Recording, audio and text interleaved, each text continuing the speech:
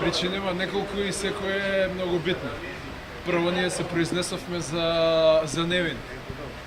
И сега во текот на постапката се произнесеш за невино да бараш амнестија, мене како правник ми е неспојливо.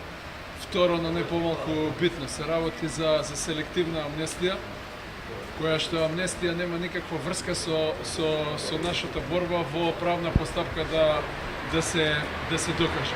И трето, овој закон е наменски направен за една категорија на обвинети и ја постигна својата политичка цел. Ние во таков циркус нема да учествуваме, а секако најбитно затоа што сметаме дека нема действија кои што би можеле да се подведат под кривичното дело. Не поднесовме амнестија, со сите консеквенции тоа што го носи и во ниеден момент немавме било каква дилема. Правник не е како учесник во процесот, што сметате, кој би требало да носи решението за амнестија? Видовме дека вчера се скара председателството на судечкиот совет и на кривичен. Вие ја пратите судењето. Апсолутно не може судијата кој што ја води постапката, односно судечкиот совет да одлучува. И тука се согласувам со председателот на советот дека не може она што го води. Тоа би било прво чиста повреда на презумцијата на невиност, како преюдицирање на некаква пресуда. Значи она суди и она да се произнесе ако за посредно за нечија вина. Апсолутно тука кривичниот совет. Каква ќе биде одлуката? ја почитува други и за нас нема никаква врска затоа што ние не поднесуваме.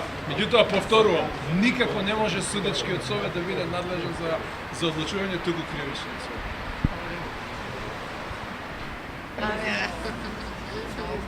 Да се сомневаш. Сите.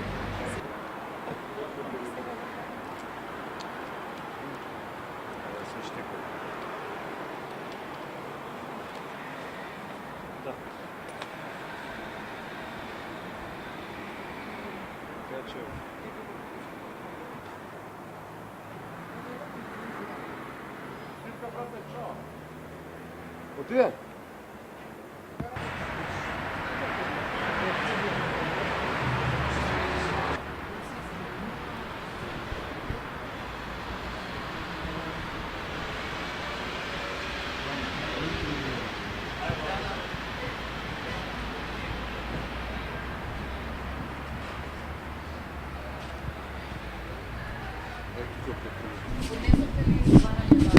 Се разбира дека да.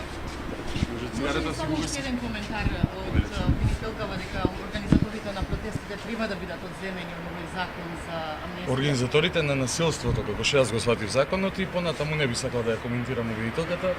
Она сама се изборува за себе и за тоа како она размислува, тоа е нејзина работа. Судот ќе одлучи.